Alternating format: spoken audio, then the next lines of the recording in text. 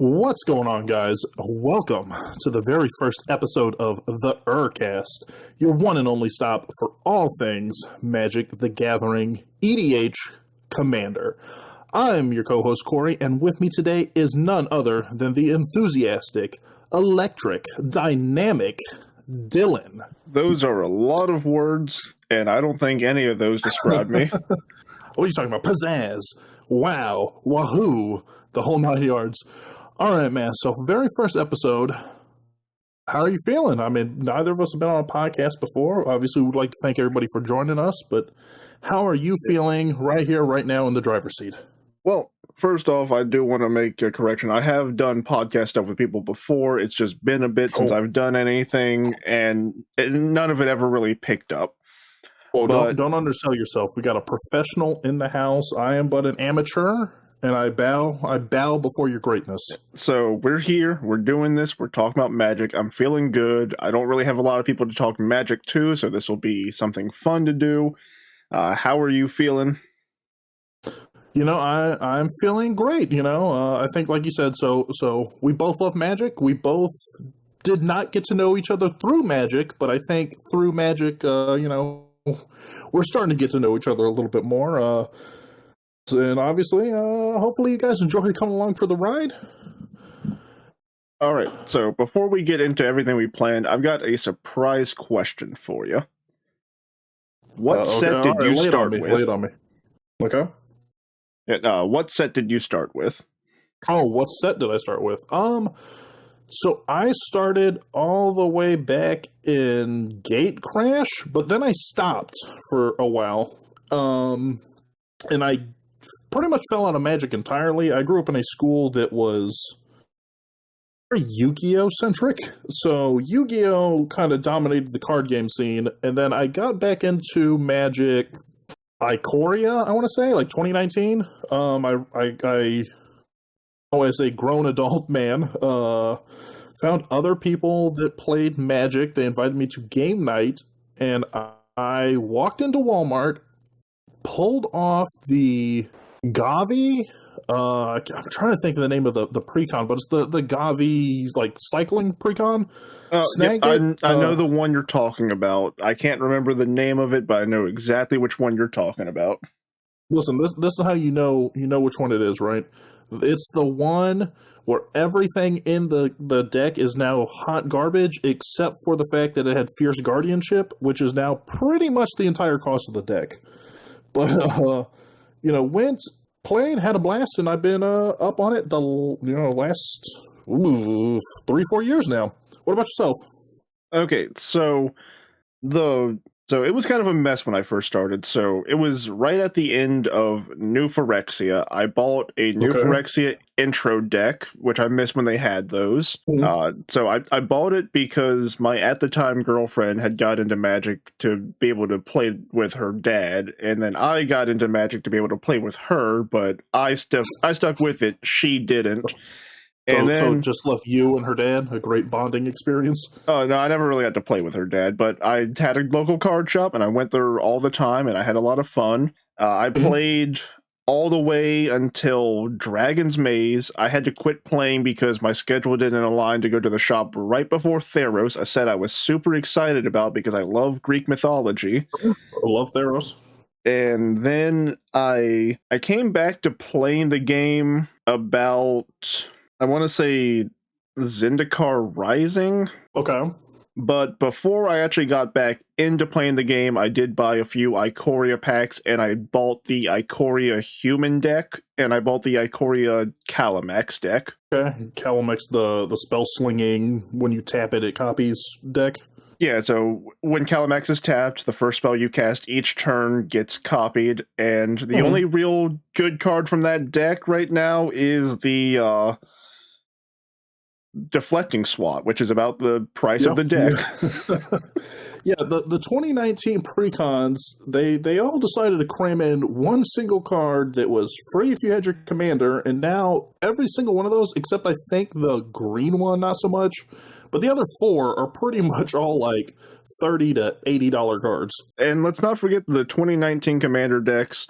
they had about 8 strategies in one deck that none of them went together. Yeah. I would say very same.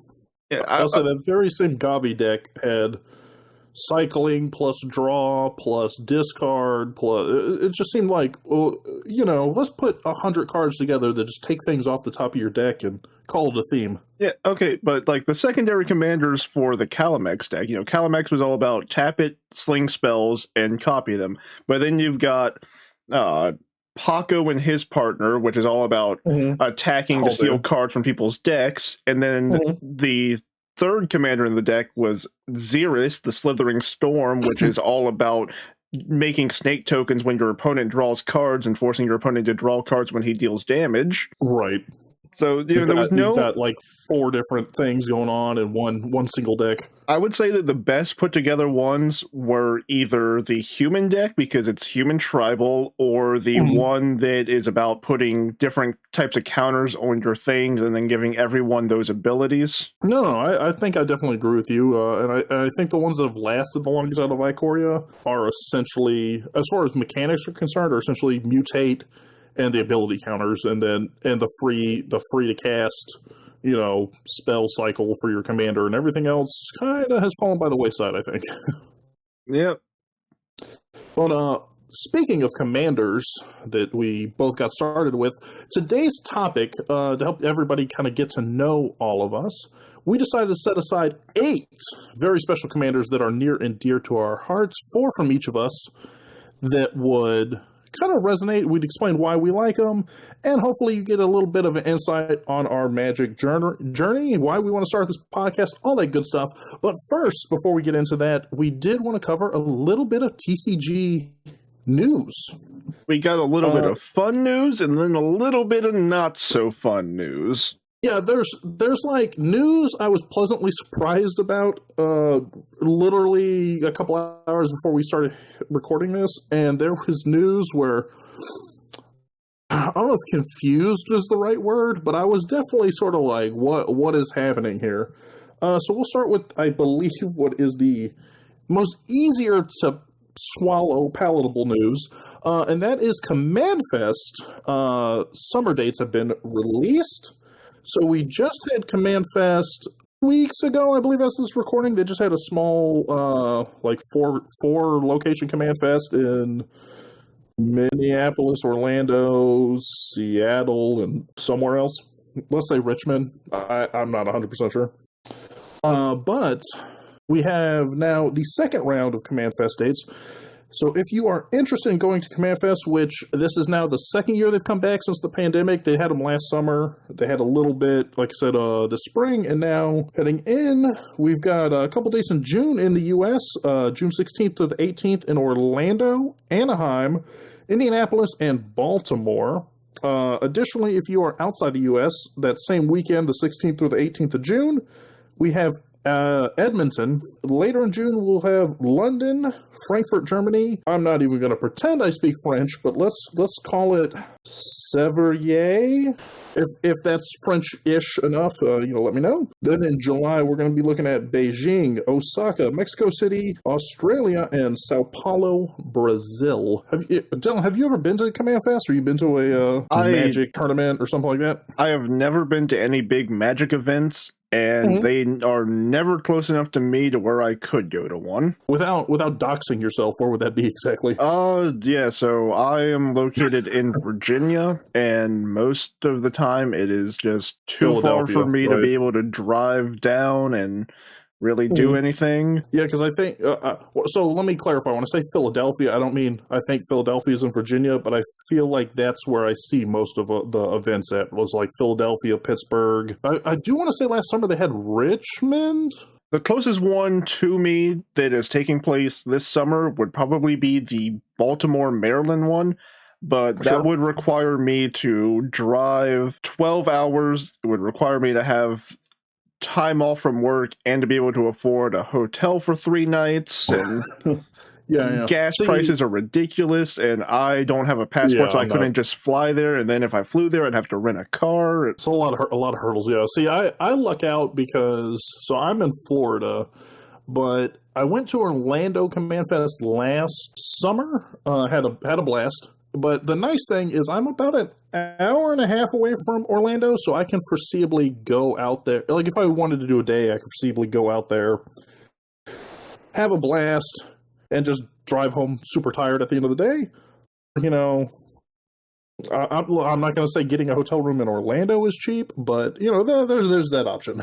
And again, like an hour, yes, it's not really fun to drive for that long, and you'd probably hit traffic a couple of times, but it's doable, you know. But, you know, you are close enough that you could go multiple days without it being too much of an inconvenience. Yeah, and it is a pretty straight shot. So, I mean, I live in Tampa, Florida, so it's literally a straight I-4, like Interstate 4, from downtown Tampa to downtown Orlando. And the convention center's like, I want to say 5 minutes off the interstate for where they've had the last Command Fest. It's not the hardest thing to achieve. The trick is doing it at a time where you dodge the Disney firework fiasco traffic, because that happens to land smack in between the two destinations. Right. Yeah, like, you know, if, let's say there was one in Richmond, Virginia, that's about a 35 to 45 minute drive for me from where I live, which isn't the worst thing, but because it's very rare that things take place close enough to me to drive to them, I just miss out on all the cool events. Which is a shame, because you would think Virginia... Yeah, I mean, there's enough... I think you know what's funny is, as I'm thinking about it geographically, you're absolutely right that if you were a little further north, you would have a ton of events, because between D.C., Baltimore, Pittsburgh, I mean, there would be events like every weekend if you really wanted to go to them. Yeah, unfortunately, a little further south, you could say the same thing about, like, Raleigh, North Carolina. I'm sure has a bunch of events. Yeah, like, I'm, like, smack dab in the middle of the state, and nothing's close by. There you guys have it. So the next couple dates, like I said, are the 16th through the 18th of June, and then they kind of hit every weekend from there until the end of July, both in the U.S. and internationally. Yeah, but it sounds like you could troll throughout Baltimore and look for Dylan. I don't know if he'll be there, but, you know, yeah, but hey, who knows? Walk around with maybe a rose, and, you know, you could try and lock eyes with him from across the room, and, you know, who knows? Who knows? The magic is happening right here on the podcast. Who knows? Maybe one day we'll get big enough and someone will pay for us to go to one of these events. Personally, I like that would be cool, but I would also kind of hate it because I don't do well with crowds, and I would hate to be put in front of a big room of people. 100%. I'm not going to complain. You know, I'll tell you right now. So, as a recording, I mean, not I, but we or anybody, we don't have a Patreon, but, I mean, if you want to leave an unmarked envelope of cash at my doorstep, I'm not going to question it. Just write on the outside or put a slip on the inside that says, take Dylan to Command Fest, and just, you know, slide it under my door. We'll figure something out. Yeah. Make sure you mark the envelope with a wax dragon seal, because we are the EDH, and as you know, the dragon is what the comes from. I really thought when I was starting the intro for this, I was like, oh, I'm gonna have to say that we're the scions of You know, there's a card for it and everything. But, you know, it's hey, you know, next episode, we'll be the scions of you know what? If we ever get a Patreon and we get enough money, we should make that an Ultra Sleeve. Us on the Scion of the Dragon. All right, so that's the first news article. The second one, I think, is a little more... I don't know how to describe this. Like I said, I don't know if I'm... When I read this, I don't know if I'm angry... Not angry. I think perplexed is really the correct term for this. If I had to describe how I feel about it, I would definitely say that I am... I guess perplexed, like you said, is a good word. I would probably go with either perplexed or just annoyingly surprised. I think, yeah, so here's the thing. Okay, so we'll read through it, but keep this in mind. So it's not like I'm infuriated about this, but I definitely think that it is an infuriating approach that WotC took here. So this news article comes off of Kotaku. However, there is a video out there from the if you would call him a victim, or the person that involves also released a video as well, but the information I'm going to be giving is coming from Kotaku, and the title is Wizards of the Coast raids YouTuber's house to take back Magic the Gathering cards. Essentially, and I'll summarize through here. So a YouTuber, I believe, let me see if I can find his name on here. Let's see now. Old School MTG. So YouTuber Old School MTG. Check him out. Don't check him out. I'm not endorsing him, but, maybe check him out. I have no idea. I'm sure he does great stuff. So he was apparently filming videos Saturday morning when Pinkerton agents arrived to his house, and the issue being that he had recently ordered some Magic the Gathering cards online. Now, his full intent was to order March of the Machine cards. However, from his online retailer, he ended up ordering March of the Machine Aftermath. All right, so I'm going to cut in here just real quick. Sure. For those of you that don't know, the Pinkertons, they're basically a private military that you can hire. They used to be a lot more common in the U.S., but then as every city started getting its own law enforcement, they sort of fell out of the way, like out of the main view of the public, and they are basically just mercenaries. You hire them to do a job, they do the job, and with this whole supplier mix-up thing, in the article from Kotaku, it does have where Old School MTG, or it gave his real name, Dan Cannon. Hopefully that is information he wanted to have out. If not, I'm sorry I'm mentioning it. It's in the article, so I'm pretty sure that they got your approval. Yeah, they had his name and obviously his address, because they sent agents out to go. Yeah, but he mentions that his card dealer mostly handles Pokemon and Yu-Gi-Oh, which makes it very easy to understand this mix-up, because March of the Machines and then March of the Machines Aftermath, they do sound like they would be the same product. If this person is more familiar with Pokemon and Yu-Gi-Oh and not really up to date on Magic the Gathering, I could understand why he would think this is just like a collector's edition and not something that is to be released a month later. Right, and I'll even go further than that. I mean, honestly, if you knew Magic the Gathering, you and I both know Magic the Gathering, we know the sets, things like that. I would argue that if you had them stacked next to each other on a shelf and you glanced at it really fast because you're packing, multiple orders at a time, you would make that mistake, because the logo's the same, the font, the color, the design, it's the same thing. It literally just one says Aftermath, but it's in the exact same logo and everything. Yeah, this would be a mistake that anyone could make. We're not blaming his card dealer, and I just wanted to bring up, that's what the article says, so sure. Don't get mad at the card dealer, because again, mistakes happen, and again, he's more familiar with Pokemon and Yu-Gi-Oh, which Pokemon and Yu-Gi-Oh, their sets are very distinct looking. They have way different packaging and way different names. To speed it up, okay, so Tilly gets this incorrect set. Once it's in his hands, through whatever reason, I'm not sure that he actually opened it, like on stream or anything, but in some way, Magic found out that Street Date was broken. This set doesn't come out until the 12th. Even right now, we're recording it on April 25th, so the set doesn't come out for about 3 weeks. He got it, according to this, about 4 days ago is when they showed up to his house. And in response, Magic the Gathering essentially sends over, hired goons to shake him down. Now, this is where I think the information gets a little vague. It doesn't say necessarily that they used force or anything along those lines. It does say that they used, pretty threatening language, causing his wife to cry. They were threatening jail time for being, a master thief, things of that nature. Right, yeah, they threatened jail time, fines, things like that. Up to a decade of jail time, so we're talking 10 years in jail or $200,000 he had to pay. Yeah, so you would think this guy, this guy, also, I might have missed it somewhere. I don't think it even mentions how much product he got. So for all I know, he got a single box, and they're treating it like he's, a culprit out of Ocean's 11.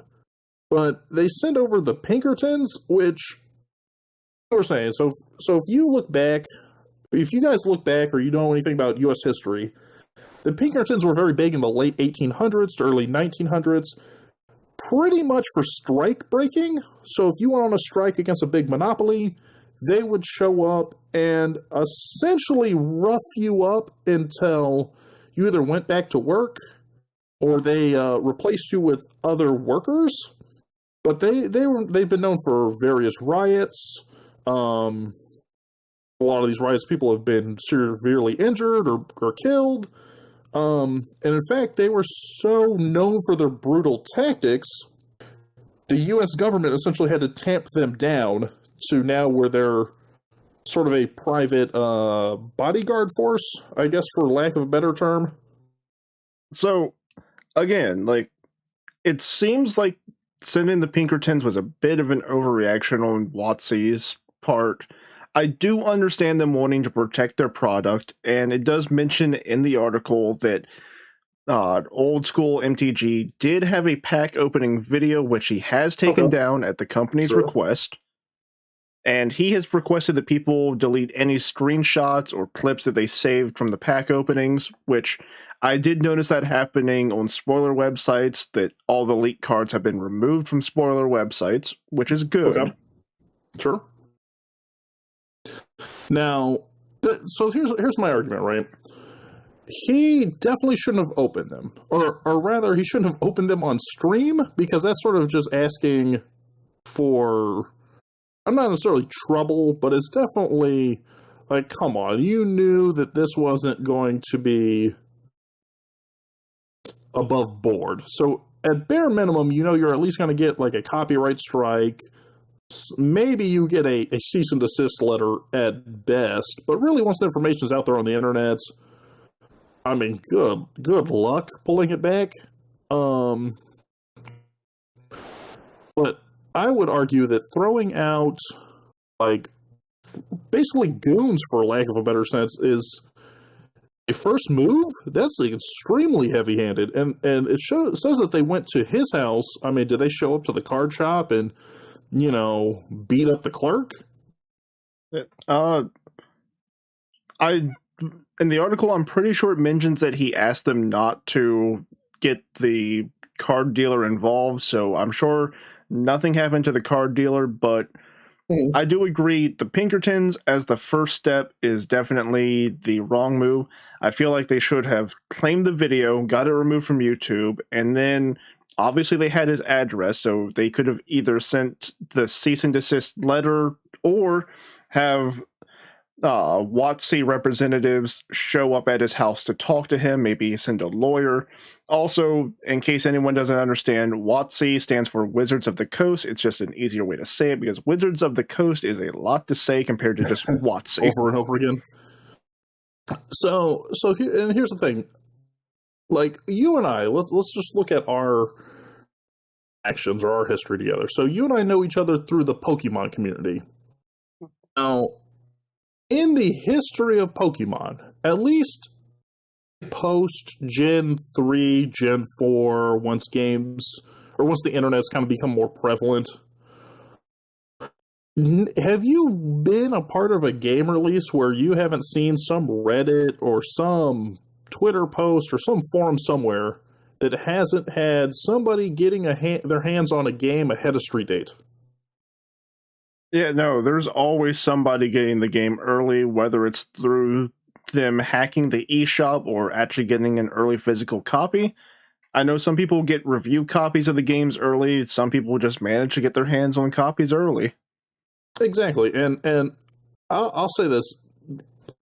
Of all the companies out there, other than maybe Disney, because Disney's pretty, rough too, Nintendo and the Pokemon Company and Game Freak as offshoots of them are probably the most protective or heavy-handed when it comes to guarding that IP. So I've seen them, copyright or DMCA strike numerous YouTubers, numerous Twitch streamers who have gone out there and streamed, the latest game Scarlet and Violet on Twitch, a day early, an hour early, anything like that. But I've yet to see, Game Freak CEO Ishihara send over Pikachu with a baseball bat to some guy in Kansas and break his kneecaps because he went out and caught himself, a piplup, 5 days before anybody else and put a screenshot on his Facebook page. Right. And no, just to clarify for everyone, we are not taking either person's side because both people were in the wrong. WotC used obsessive force, and old school MTG, you should have known better than to make a video about it. Yeah, so I definitely agree. So let me. I'm not going to dial back what I'm saying, but I will say that, yeah, come on, man, you open the product on a stream or on a video, I will say I'm a YouTuber in the sense that I have a YouTube channel. I've done YouTube before. I'm not that thirsty for views to have somebody, to go and run that risk, Yeah, so, back in the day, I used to collect other trading card games, and one card game that I had gotten really into was, which one was it? It was either Card Fight Vanguard or Future Card Buddy Fight, both made by Bushiroad. Both great games. Anyway, so I remember one time just ordering a booster box, and I got it 4 days before the release date, and I was ecstatic about it. I didn't make card opening videos, but even if I did, I would have thought, hey, this isn't officially out. I'm not going to open this in a video, or if I recorded myself opening it, I would wait for release date to upload it. Yeah, I mean, it seems like an unnecessary magnet for trouble. Yeah, and I'm not encouraging anybody else to do this, but also just upload it anonymously, my man. Yeah, what? I'm not saying that that's great either, but if you're gonna run around, open a pack that you know at that point street data is broken, whether or not you received it through above board, below board, accidental means, which clearly this was just a mistake. It happened to be he got a pack, and he happened to just be a YouTuber. It wasn't like it's some elaborate scheme, as far as I'm aware, or as of our recording, come out that it's some elaborate, booster heist. Right. But come on, man, WotC's in the wrong, but you are also in the wrong, my man. And I'm not trying to make this first podcast of ours controversial in any way. You got stir the pot. You got the booster box or the collector booster pack or whatever you got by accident. If I got it by accident, yes, I would be excited to open it. But again, I would not really share that on the internet. I would probably keep the pulls to myself if that ended up happening. Or my conscience would get to me and I would contact my card dealer hey, you sent me the wrong thing. How can I send this back to you for the right thing? And I don't know if it was just excitement or if you wanted the views, but again, you were in the wrong opening it and releasing the video. And in not an entire month early, but almost an entire month early. And Wizards of the Coast, they were more in the wrong. If I had to pick a side, I'm more on your side. They did something to the extreme. There are a lot more steps they could have taken before sending actual mercenaries to your door. Yeah, it's you hear that saying of bringing a gun to a knife fight. They brought a nuke to a knife fight. Yeah. To brand my age and my nerdom, remember the second rule that Zordon gave to the Power Rangers: never never escalate a fight beyond what your opponents have escalated it to. You just opened some packs early. They didn't need to send the military. Listen, man, I can't be drinking water when you start quoting Zordon and the Power Rangers. It's going to fly right up my nose. What episode? We're talking about guys getting beat up by pseudo-military, paramilitary groups. We're talking about the wisdom of Zordon and Card Fight Vanguard, the whole shebang. So I think to wrap this up, so we can move into our main topic, old school MTG, you messed up, my man, but not as much as WotC, because WotC, what are you doing? If you didn't have enough bad press from the whole D&D, rule or, changes to their open gaming license, like, Yeah, is like shoveling it on. WotC has been doing a lot wrong, and of course, we know we're going to get a lot more flack towards WotC once we get into some more of the Magic the Gathering sets, because there's a couple sets that they have confirmed that they're going to short print that are going to be that are going to cost more than their current stuff cost, because they keep increasing the prices of everything and releasing way too much product. Yeah, for sure. So I think that's where we leave it. That's the MTG news for the week. That's our thoughts on it. So, WotC, if you still want, hey, look, it's our first episode. I'm not gonna burn bridges. WotC, if you want to come sponsor us and throw us money, hey, I still love you guys. But yeah, like in this case, you messed up. You messed up. Yeah, like we will be as objective as we can. We're not trying to be subjective. We're just trying to, we have talked about the facts, and this is how we feel, and we think that other people would feel the same way. And I think that let's just leave it at that, right? And while this news about what happened to old school MTG is kind of old news by the time we're recording it, it's going to probably be overshadowed by some other news by the time this gets uploaded. But still, if you have any opinions on it, let us know, because I'd love to hear what you think about this. Yeah, and you know what? I'll tell you right now, and if you disagree with me, Dylan will show up to your house and he'll threaten to beat you up. And and that's just the way it's going to be. In a game of Magic, obviously. And with a stick. But, that's a whole nother story. So, with that being said, guys, let's get into our main topic. So, the main thing, I think you've already kind of gotten to know, hopefully, the lovely sound of our voices. But, main thing we want to talk about today is we each took the time to pick out 4 commanders that mean quite a bit to us. And we wanted to break them down for you guys, why we like them, how it relates back to our kind of love for Magic and love for Commander, because we are trying to focus on Commander here. And, of course, a couple cards. If you are interested in playing these commanders, we have highlighted a couple cards which we think will be very fun to have. So, without further ado, let's jump right into that. So, the very first commander I'm looking at right on my screen here is Dylan. So, Dylan's very first one he picked out is Anowon the Ruin Thief. I'm going to go ahead and read it out to you guys, but if you are watching on YouTube, we're going to try and put as many of these cards up on the screen as well. So if you kind of want to reread them, hit pause, anything like that, feel free to do so. I'm going to try and edit them as much in as we can so you guys can kind of follow along. But for those of you listening solely on audio, we'll read it out as well. So Anowon the Ruin Thief is a 2/4 legendary vampire rogue for 2, a blue and a black. And it says, other rogues you control get +1/+1. And then whenever one or more rogues you control deal combat damage to a player, that player mills a card for each 1 damage dealt to them. If the player mills at least 1 creature card this way, you may draw a card. So Dylan, let's break it down. What do we got here?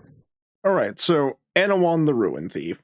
Well, first off, if you want to play this commander, he is very cheap. He is a pre-con commander. I believe he's only about 23 cents, maybe less than that. Okay, I like it.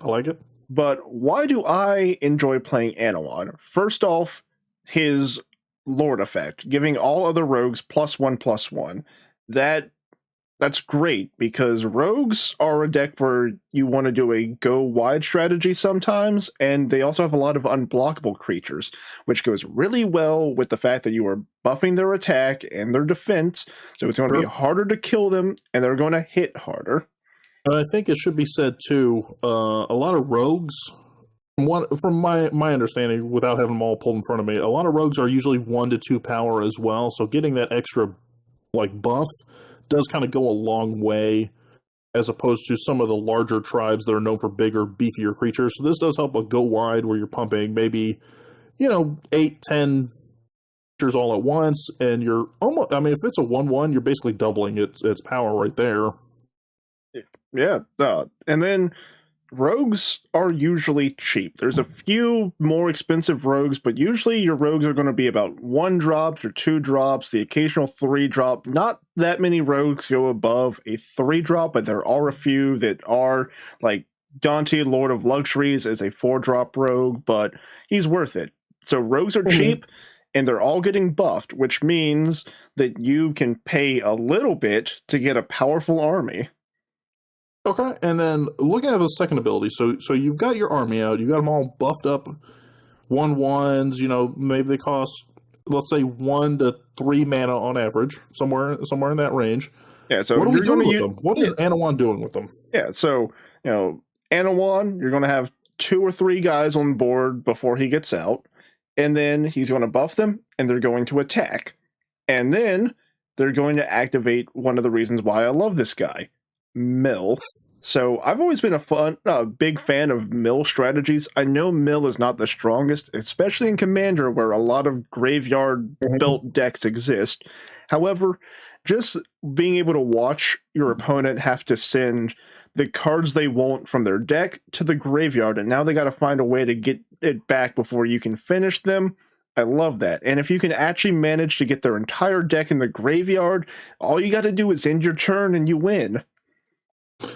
Okay, it's funny you bring that up. So it says on the card, but for those of you who may be new to the game or something along those lines, so mill is a real simple concept. You're literally just taking the top card of a player's library and you're putting it straight to the graveyard. So in this strategy, you're not necessarily winning through combat damage, which would be I would say the majority of the way you're going to win in Commander would be through some form of combat damage or combo that causes lost life.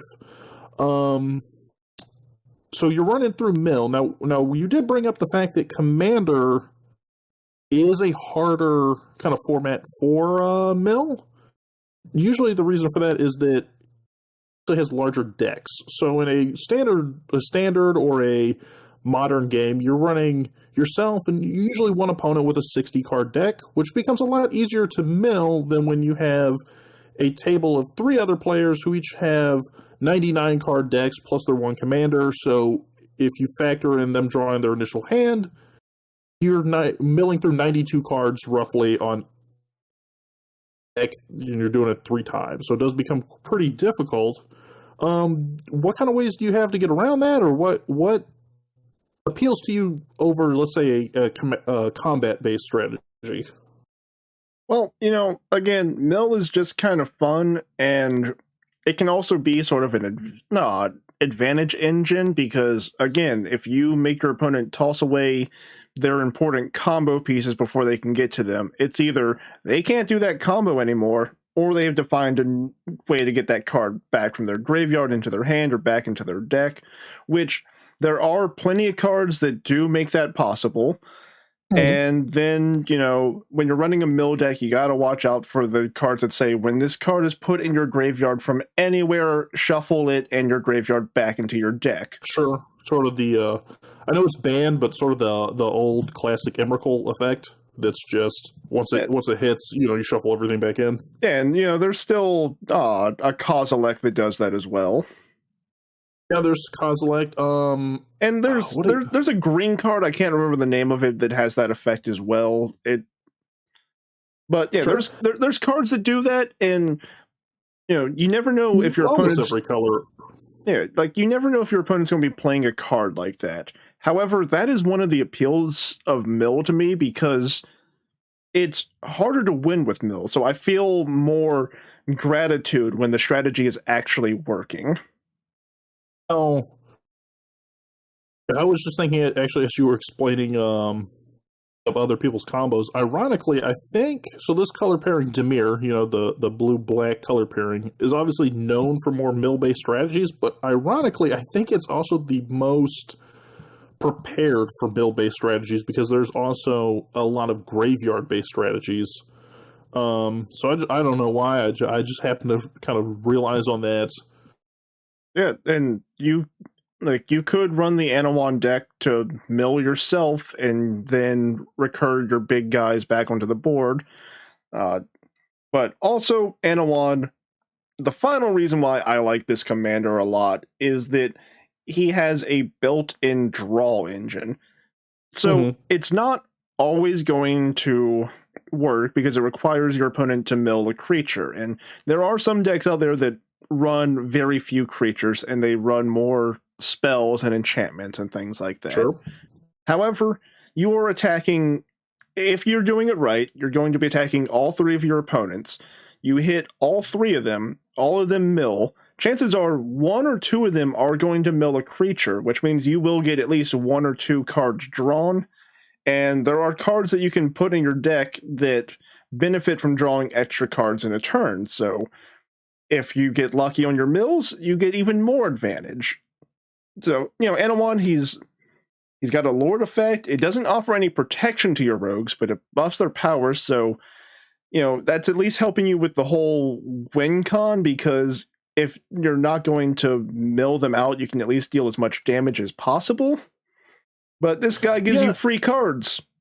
Yeah, and I do like, kind of as you noted, it is kind of a real true go-wide strategy in the sense that if you were to attack all three of your opponents with three different rogues, that's three different triggers from Anowon, giving you, an opportunity to actually draw up to three cards if you needed to or wanted to. Now, we're looking at Anowon still. So what kind of cards would you typically put in an Anowon deck that you enjoy running or really work well with the strategy? Okay, so first off, one of the rogues that I would love to throw into the deck, or cards in general, first one just happens to be a rogue, is the Soaring Thought Thief. So, for those of you that don't know this, Soaring Thought Thief, he costs a blue and a black, so 2 mana. He's a human rogue. He has Flash, which means that you can play this card on anyone's turn as long as you have the available mana. He has Flying, which means unless your opponent has Flying or Reach on one of their monsters, they can't block him.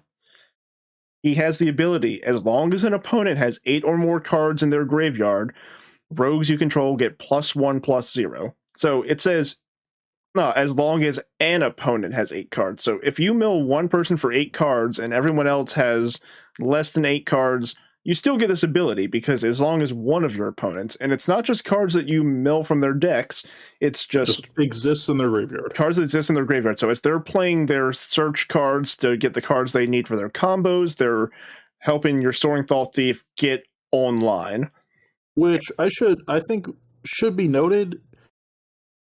Did talk about mill being kind of a difficult strategy in Commander due to the sheer amount of cards, but getting any one opponent to have 8 cards in their graveyard is actually extremely achievable. Because like you said, they may be searching their own library, so they've got their tutors in there. They could be cracking and evolving wilds or fetch lands or something like that, and there's a card automatically in there, and then you may only have to mill them 5 cards, 4 cards, and because every time they cast a spell, sorcery also hitting the graveyard. So getting that 8 card threshold is not that difficult. I would imagine you could actually probably get there by turn 4 or 5 without even milling. Like, you get there 4 or 5 just by other people playing the game around you. Right. And he also works very well with Anowon because rogues you control get +1/+0. So that includes this Soaring Thought Thief, because it doesn't say other rogues you control. So he buffs himself. Sure.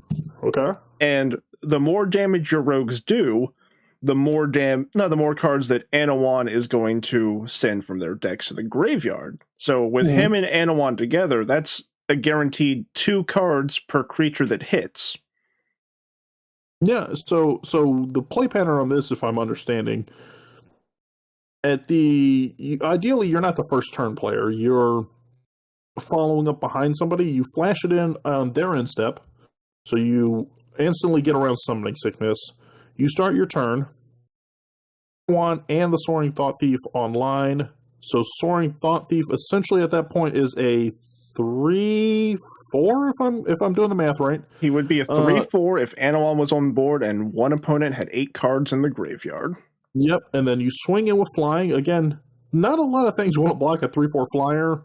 Not a lot of things want to block a 1/1 flyer, to be honest with you. But you swing into 3/4 flyer. Even if just Soaring Thought Thief lands, you're milling that'll be 3 cards. Well, yes, because whenever one or more rogues you control attacks, each opponent mills 2 cards. So you don't even have to hit. You don't even have to hit people with that. So if your opponent has, and that your opponent's milling cards, that's going to get them to the 8 faster because you attack with Soaring Thought Thief, 2 more cards to their graveyards, and then Anowon's on board. Opponent has 8 cards in the graveyard. Even if Soaring Thought Thief is the only one who makes it through, you're hitting your opponent for 3 damage, which means they're milling 3 cards, which means you have a 1 in 3 you got a 1 in 3 chance of a card being a creature to let you draw another card. And that's before you factor in the 6 cards you would mill just by turning it sideways from your 3 opponents milling 2 cards as well. So right, you're getting 6 cards off the attack, then another 3 off the damage, so you're up 9 cards of the, for easy math, let's say 300 cards you need to mill. I mean, you're not doing too bad. You're 3% there just off of turning one thing sideways and shooting it at the easiest opponent. Yep, and unfortunately, Soaring Thought Thief's ability of milling cards when he attacks does not trigger Anowon, because Anowon's ability to draw cards only triggers off of the cards that he mills himself. But still, to get a free 2 cards off of your opponent's deck without even having to deal damage. Yeah, and there's other cards around that as well. Just by putting cards in your opponent's graveyard. Not to mention, getting rid of those cards, like you said at the very beginning of this, could be the card. Now, it's not guaranteed it is the card that makes their deck, but it could be, and you could have just really disrupted their game. Speaking of disrupting their game, one of the other cards I noticed in your notes here that I thought was kind of interesting, because I haven't seen it run in Anowon deck. I mean, I think I've seen it in some other decks, but we have Cursed Totem. Cursed Totem is a 2-costed artifact from Modern Horizons 2, I believe. This says activate abilities of creatures cannot be activated. So what do we got going on there? Okay, so this is fun because for those of you that don't really understand abilities in Magic the Gathering, there are activated abilities, which are abilities where you have to pay a cost. There are triggered abilities, which happen when a specific thing happens. Mm-hmm. And then there are static abilities, which are abilities that just are always going on. Like Anowon giving rogues +1/+1. That is a static ability. His milling ability... Out of curiosity, what are the attack triggers? Yeah, the attack triggers, the millings are triggered abilities because they are when this happens. But activated abilities are things where you have to pay a cost or tap your creature. Let's say a Birds of Paradise. Tap this creature, add 1 mana of any color. Cursed Totem is on the board. Birds of Paradise cannot tap for mana. And I should say other common lord effects too. There's a lot of, I guess, fire breathing would be the way to look at it, where you tap a mana and it'll say pump this creature by +1/+0 till end of turn. Those are activated. That's an activated ability. Yes. So Cursed Totem. This is a card that I put in the deck specifically to slow down my opponents, because most of the cards in my rogue deck, including Anowon, are either static abilities or triggered abilities. I don't really run activated abilities, which means this card can keep my opponent from doing things they want to do, but it doesn't stop me from doing what I want to do. Yeah, I would say, like, just looking at it and knowing the deck you're running, most green decks, this card severely hoses, because a lot of green decks rely on mana dorks, so your Birds of Paradise, your Llanowar Elves, things of that nature, more so than mana rocks, because mana rocks obviously get around this by not being creatures. So a lot of green decks get shut off instantaneously, especially on the lower curved ones. Would even say a lot of like graveyard or aristocrat decks do as well, because a lot of the best sacrifice outlets, like the Viscera Seers and things of that nature, the activated ability is what's doing the sacrifice. So it's sacrifice a creature to do X, and a lot of people run those things because they want to sacrifice the creature, but because that becomes an activated ability, you've just kind of hosed that whole strategy. Right, so Cursed Totem This is a card that I throw in the deck to slow down my opponents, because the rogue deck is a bit slow on its own because it requires you to have board presence and the opportunity to attack. If your opponent is going off before you can set up your board presence, you're not going to do much. If you can slow them down so they don't get all their threats out fast, then it's a more fun, even game. They might hate you for it, but it's more fun and even. I like that. It's sort of, hey, look, we're not all running green. We're not all ramping like crazy. It'll be fair. You'll hate me, but it'll be fair. That's a good way of looking at it. Also, I have to say, this is this is a pretty good bit of lore text on the bottom. It says, "Sorry, Great One, but did I hear correctly? I'm to entrust this powerful artifact to our worst researchers." So I think that's a kudos 10 out of 10 on the flavor text. Yep. And then the final card that I picked for highlighting is the Enchantment Rogue class. So obviously you got to have Rogue class in your Rogue deck, but this card, for a blue and a black, so 2 mana, it is an enchantment, so this is a card that will stay on the board. It enters at level 1, which gives the ability, whenever a creature you control deals combat damage to a player, exile the top card of that player's library face down. You may look at it for as long as it remains exiled. So this ability here is good enough because it's a pseudo form of milling. So milling is when you're sending cards to the graveyard directly, but this is just removing them from the game, which means if their combo piece gets exiled, well, they just can't get it back. There are very few cards in Magic that can interact with exiled cards. Mm-hmm.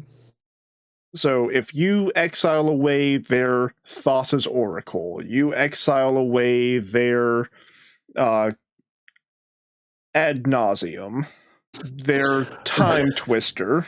If you listen, let's be real. If you exile away their Thassa's Oracle, which for you guys, if you guys aren't aware, is probably the most abused piece when it comes to CEDH, which I'm not a big CEDH player, but I'm aware, I'm obviously aware it exists, but if you get rid of their Thassa's Oracle, I'm pretty sure they scoop. They just scoop their cards, flip you the bird probably, and storm off.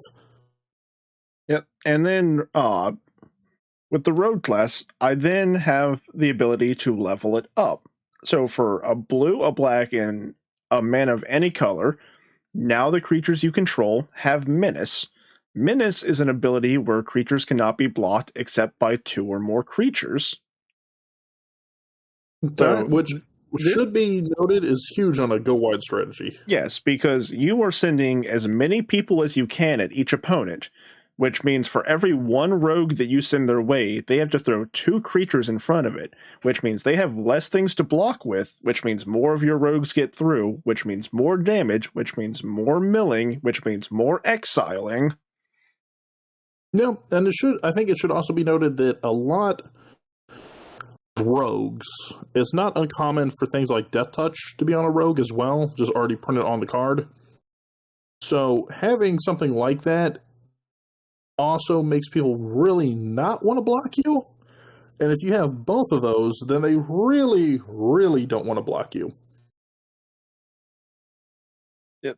And then Rogue class has a level 3, as all of the classes do, which this is one that I personally do not ever level it up to, but for another blue, a black, and 2 colorless, you can go to level 3, which gives you the ability, you may play cards exiled with Rogue class, and you may spend mana as though it were mana of any color to cast those spells. So this allows you to then play your opponent's deck. You know what, let's say you got from level 1. Yeah, so you know what? Let's say you get it up to level 3. You attack, a rogue gets through. Let's say you only deal 1 damage. You mill 1 card. It's a vampiric tutor. Now you can go find whatever card you want from your deck. Yeah. I mean, it's nothing to sneeze at. It's free. Here's the thing. Anytime you can play free cards, now you do still have to spend the mana for them, but you get around color restrictions, obviously, with this card. But anytime that you can play or gain access to more cards, it's going to be a net positive for your game plan. So even if it's an opponent's card, being able to have extra cards, extra options, then 100% is going to be a net positive.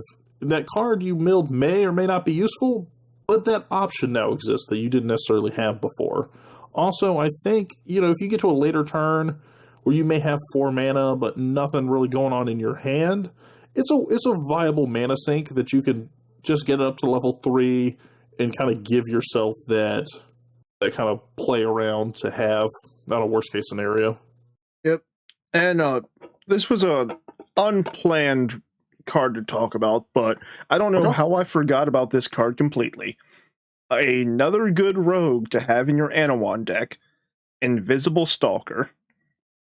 So this is I believe he's a 2-mana, 1 blue, 1 colorless, and I believe he's a 1/1. But he's unblockable, which means he's always going to get through, and he has an ability called Hexproof, which means your opponent cannot target it with their spells or creature abilities, which means this guy is going to stick around for a while, unless your opponent has a way to just wipe the entire board. I like that pick, and you know why? Because usually I think of Invisible Stalker, it's in the context of Yuriko.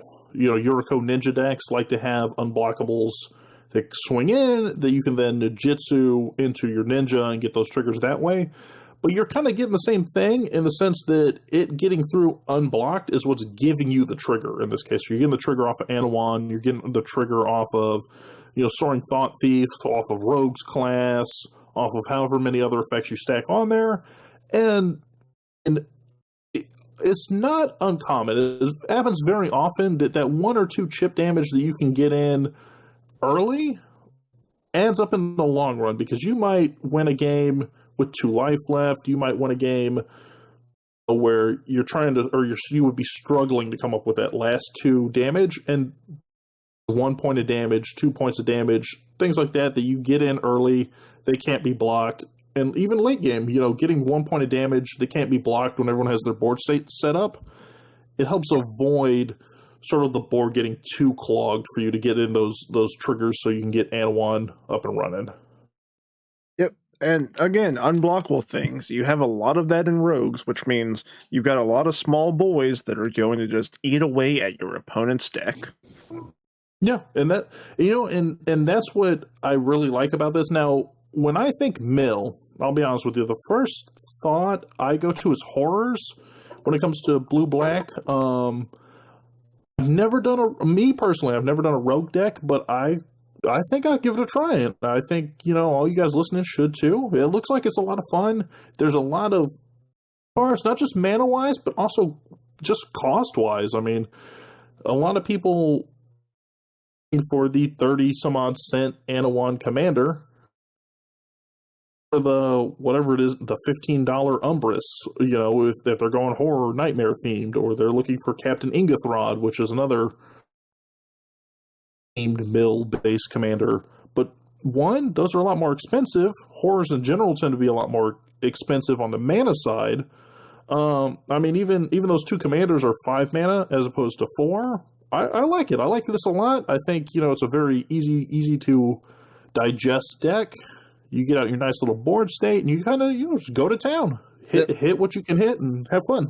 But you know what? Since you brought up the horrors, yes, and horrors are probably people's go-to mill strategies, because I've looked at the horror mill cards, and it's probably a lot stronger of a mill deck when you use the horrors. However, I tend to go for the rogues because I just find it a more fun deck to play, because that's one of my favorite play styles. It's just to get a lot of small guys on the board and bombard my opponents.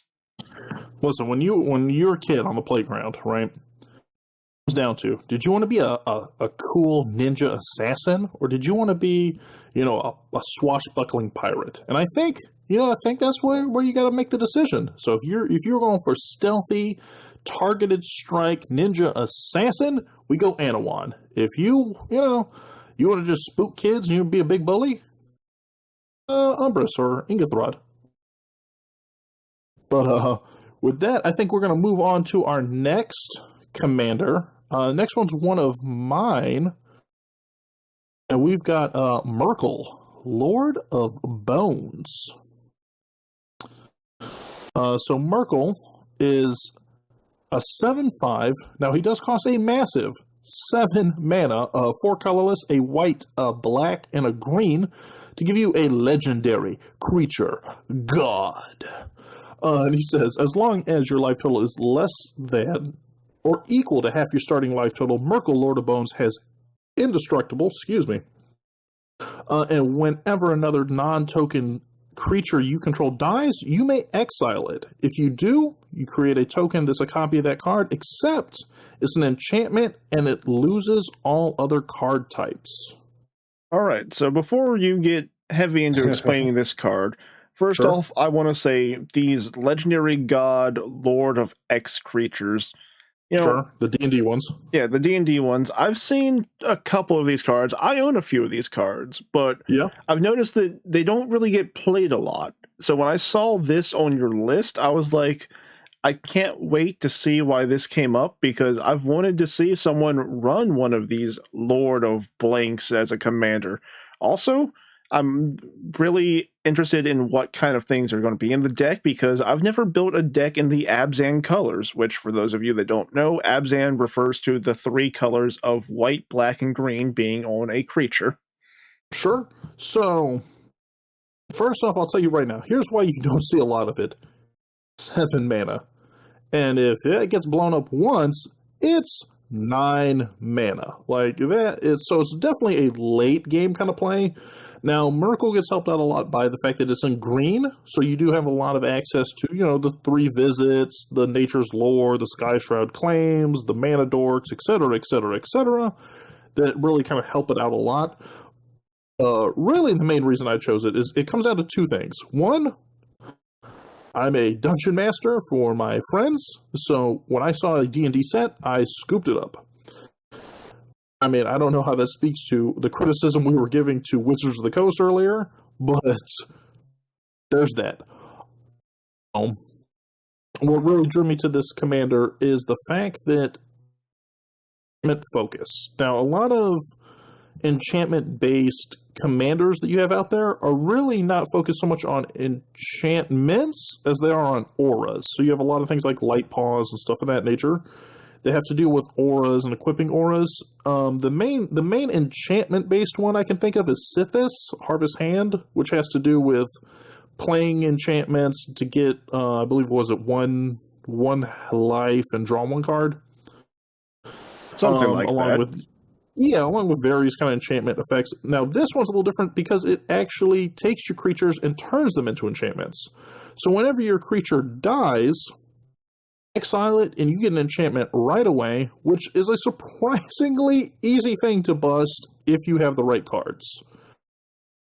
So it does kind of help you get around a lot of destruction, because somebody goes and board wipes you. As long as Myrkul survives, which is feasible considering he has indestructible once you're at 20 life or less, you could get your whole board right back as an enchantment.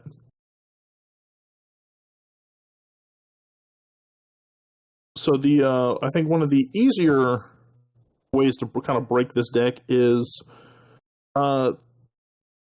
through what I'll call like the Devoted Druid cycle. Now what this is, there's 3 different cards. They all kind of play separately. They don't have a full cycle, so there is actually no red or blue, which is fine because I'm not in those colors. But they all come out, tap to do something, and then you can put a -1/-1 counter on them to untap. So the first one we have is Devoted Druid itself, which is a 0/2 for 1 and a green, taps for just a single green regular mana dork, and then you can put a 1/1 counter on it to untap it. Right. I've seen Devoted Druid in a lot of different combos, so seeing this pop up in this deck does not surprise me. And Yeah, just it's one thing I want to clear up on Myrkul real quick, though. sure. So as it says, when your non-token creature dies, so obviously the creatures that it creates cannot be used for this effect. Yep. You may exile them. If you do, create a token that's a copy of that card, except it's an enchantment and loses all other card types. Mm-hmm. So that is, that's fun because you get your things back as enchantments, but because they lose their creature card type, Correct. I'm pretty sure that means they're also going to lose their power and toughness. And, obviously this is not going to be fun because, well, they might keep their power and toughness, but they're not creatures. So I'm not sure if you'll be able to attack with them, but it does give them another level of protection when they come back, because a lot of removal stuff will specify that it targets creature or artifact or enchantment. There's not a lot of removal that can remove everything. Right. So you're actually absolutely right, and that's why a lot of these cards become busted. So you do lose the creature subtype. You also do lose your power and toughness. So in the case of Devoted Druid, you can tap for a green. Obviously, it will have Summoning Sickness the first time you bring it out as a creature. However, what you can do to get around that is you can actually, because it's a triggered non-tapping ability, or I'm sorry, an activated non-tapping ability, you can actually put those -1/-1 counters on Devoted Druid right away. Untap it, even though it's not technically tapped, killing it, bringing it back as an enchantment, which no longer has Summoning Sickness because it's not a creature, and you can tap for a green, add a -1/-1 counter, which means nothing because it has no power and toughness and is not a creature, to untap, to tap, to untap, to tap, and make infinite green mana right away. Right. Let's just hope your opponent doesn't have a Cursed Totem on board when Devoted Druid comes out. Yeah, I think you were planning this, but the other two in the cycle play the same kind of shenanigan. You tap to do an effect, and then you put a counter on it to untap. Barrett's Medic is the white version. It lets you prevent 1 damage. So if you have it out as an artifact, or I'm sorry, as an enchantment, you can actually prevent the next infinite damage that would be either to a creature or a player. So you can protect your creatures, your players. If somebody were to Blasphemous Act, you could tap it 13 times to absorb the 13 damage that would come at your creature. The black version, Cinderhaze Wretch, does the same thing, but it discards a card, so you can force players to discard their entire hand on the spot, give yourself infinite green mana, and soak up all the damage pretty much on the same turn you summon them. Another fun way to do, not necessarily infinite damage, but nearly infinite damage, would be Jaheira, which is simply allows your tokens to tap for green. Well, remember, all these enchantments are also now token enchantments. So they're not just a standard enchantment, but they also count as tokens. Which plays into a Scoot Swarm as well. So Scoot Swarm is kind of famous in breaking landfall decks. So when you play a land, it creates a insect token. When you have so many lands, it actually makes a copy of Scoot Swarm itself. So because once Scoot Swarm is a enchantment token, if it makes another Scoot Swarm, all those things it's making are also enchantment tokens because the Scoot Swarm is a copy of it. So they come out as other enchantment tokens that will trigger other Constellation abilities. Constellation, for those of you guys who don't know, is a kind of a mixed bag ability, so it doesn't mean any one specific thing, except that they trigger off of enchantments entering the battlefield. But what each kind of card does is a little different. Right, so Landfall is an ability, as he said, that whenever you play whenever a land enters your battlefield, it does not matter how it enters your battlefield, you get X ability. Scoot Swarm will create a 1/1 insect creature token. So if you have Scoot Swarm as an enchantment, and then you play a land, it will make an enchantment copy of itself, which means Grim Guardian will see that enchantment enter the battlefield, which will then trigger its ability of Constellation. Yeah, and then for Grim Guardian, for those of you guys, it's a 2 and a black for a 1/4 enchantment creature. So it's already an enchantment zombie. As whenever Grim Guardian or another enchantment enters the battlefield under your control, each opponent loses 1 life. So if you make a Scoot Swarm copy as an enchantment, and then another copy, you're constantly pinging. The next turn, those 2 Scoot Swarm enchantments that are sitting there make another 2, so now you're at 4, and it just keeps doubling, and eventually Grim Guardian will drain you out. Now, speaking of draining, a fun way I enjoy using Constellation in this kind of deck build, Doomwake Giant, which is 4 and a black for a 4/6 enchantment creature giant with Constellation, and it's whenever Doomwake Giant or another enchantment enters the battlefield under your control creatures, your opponent's control get -1/-1 until end of the turn.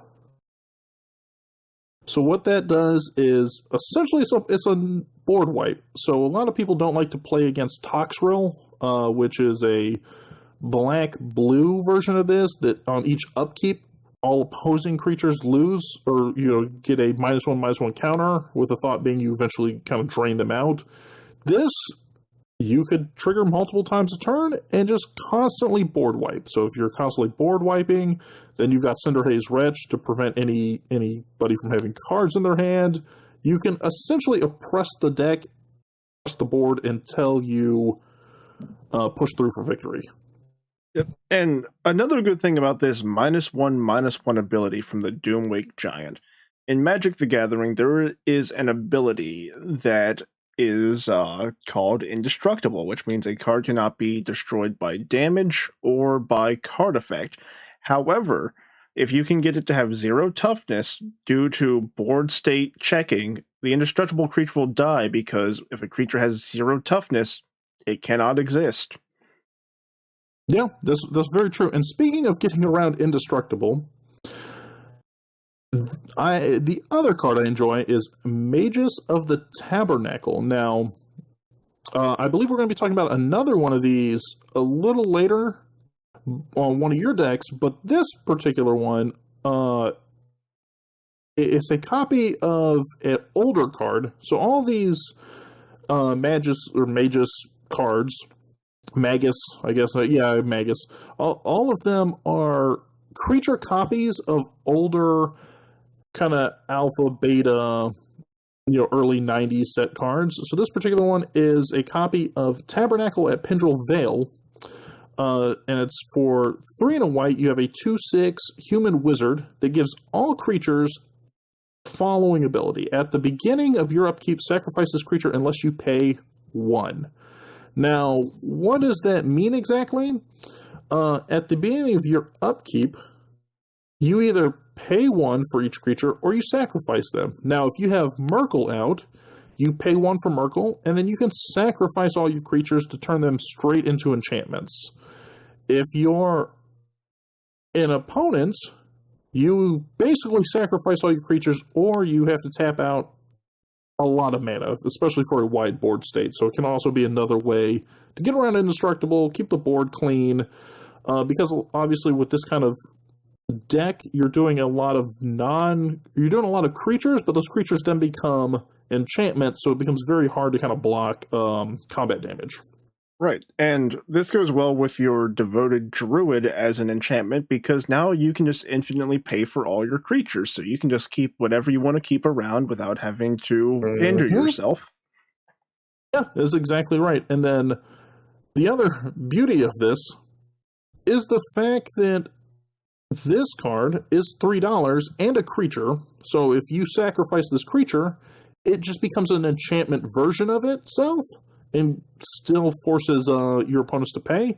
Whereas if you spent the money on the actual Tabernacle at Pendrell Vale, that this is I'm not going to say knockoff, but an homage to, you're talking about $3,000. So it's definitely a more budget-friendly alternative. And it can be pretty much of a pain in the side of most you're playing up against. But that's the deck. That's why I like it. It's got everything I love. D&D, and impossible to interact with board state for the most part. And just kind of a weird interaction because obviously a lot of decks are creature or instant or artifact heavy, and the enchantment focus deck tends to fall by the wayside. Right. But I believe next up, I'm sorry, did you have anything else you want to add?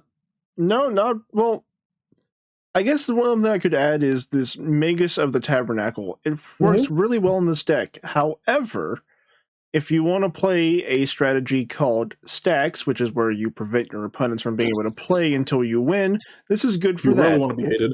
It's also good for something called Aristocrats, which is all about sacrificing your own things. That's true. So actually, the first time I came across this card was doing research for an Aristocrat build.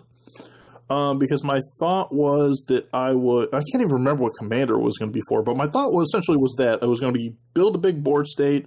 On my upkeep, I pay for the commander, I pay for this card, and I sack off all my tokens, get all the sacrifice triggers off of it. But yeah, you're absolutely right. It is a kind of a key piece, or not necessarily a key piece, but it's a interesting piece to put out in Aristocrats. And I think, speaking of Aristocrats, that does give us a very nice segue into our next commander, which is your next commander, actually, and probably the one, I'm not going to say I know you the most for, but probably the one you and I both mutually admire the most. Like, you've got ones you like, I've got ones I like. This is one I think we both come together in beautiful harmony and both love. And that's Dina, the Soul Steeper, straight out of Strixhaven. Dina is a Golgari commander that's a black and a green, so 1 black, 1 green, for a 1/3 legendary Dryad Druid that says whenever you gain life, each opponent loses 1 life. And then for 1 and sacrificing another creature, Dina Soul Steeper gets +X/+0 until end of turn, where X is the sacrificed creature's power. I love it already. It's got everything I want, but this is your baby, so go ahead and let us know, what do you love about it? Why is Dina the queen of the tea? Are you playing it? Okay, so first up, I want to mention that Dina is a great commander for the fact that it is a cheap commander. And I don't just mean that with its cost of only costing 1 green and 1 black. This is only about a 50-cent card. There's a new version that's only about 27 cents, I believe, last time we checked. So It is a very budget-friendly commander. And for how cheap it is, I'm surprised that it has been targeted as much as it has. This is a kill-on-sight commander to a lot of play groups, because if you have your deck built just right, this is a commander that can get crazy real fast. Yeah, I would agree, and I don't know what it is, but for me, a lot of the Strixhaven uncommon commanders seem to have been the better ones, or at least the more enjoyable ones, in my opinion. I agree. Not just with Dina, but with a lot of the commanders from that set, I would agree that the uncommons are a lot better. Now, Dina goes well with 2 different strategies. You got life gain, and you have aristocrat strategies. As we just explained, aristocrat is when you sacrifice your things to gain advantages. So with Dina, you can pay 1 mana of any color, sacrifice 1 of your creatures, increase her power. Cool, but you're not using that to increase her power. You're using that to activate the abilities of other cards you have on the board. Mm-hmm. So, it's not a free sack outlet, which is probably the biggest downside to it, but it is a sack outlet that you are guaranteed to be able to get to in your game. And let's be honest, so 1 mana to sack it's not free, but for a two mana commander, it might as well be free, because a lot of sack outlets stapled to commanders are definitely a lot more expensive, either in bringing the commander out or in the actual ability effect. So I think it's as low cost or as well balanced for a 2 mana commander as you're going to get. Right, and with it being green-black, you've got green, which is really good at ramping. You got a lot of cards that just tap for mana, and you'll have extra lands on board by the time you get Dina and your engine on board. But also, black has things called rituals, which are cards that produce mana. And black has a couple good rituals, one being the card Dark Ritual. For 1 black, you get 3 black mana, which means you pay 1, and now you've got 3 triggered abilities from Dina right there on 1 card. Yeah, and then I think, so, I think we're also talking about how nice it is to have a lower cost, kind of fair, just fun commander. But I do see you have a interesting note on here about a very potentially mean, potentially board upsetting kind of combo, and that is using the card Exquisite Blood. Yes. So Exquisite Blood, I'll read it real quick, is a 4 and a black for an enchantment. This is actually a really well-known enchantment for a lot of these kind of strategies, but it simply says, whenever an opponent loses life, you gain that much life. So How does that work with Dina? So, this works with Dina very well because of Dina's first ability, where whenever you gain life, each opponent loses 1 life. So, let's just say that you happen to have Dina and Exquisite Blood on the board. There's, it's more common in the color white, but there are cards that gain you life very easily.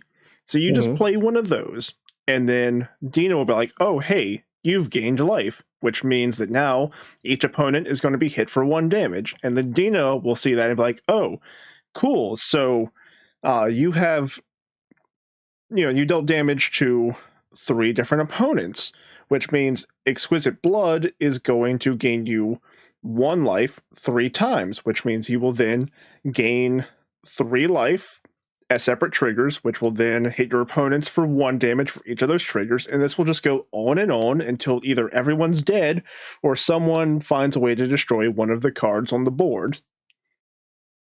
Yeah. And it just, like I said, so it keeps going on and on, and because of the fact that they keep triggering off each other, I mean, once you gain 1 life, essentially, and you deal 1 instance of damage with these 2 cards out, the response needs to be at instant speed, because they can't wait until their next turn, because there is no next turn. Now, you brought up white being a big color for life gain, but black, I think, is also hand in hand with that. And one of those big kind of life gain, safe loss cards would be Blood Artist. You do see it in a lot of precons. I don't know that it's in the Dina-based precon, but I do know that it is a very common staple. Blood Artist being black for a creature vampire is 0/1. Whenever Blood Artist or another creature dies, target player loses 1 life and you gain 1 life.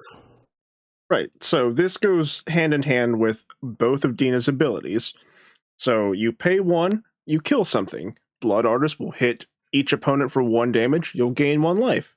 Dina will see you gain that 1 life, hit everyone for another 1 damage. So every 1 creature that you can kill is now 2 damage to each opponent.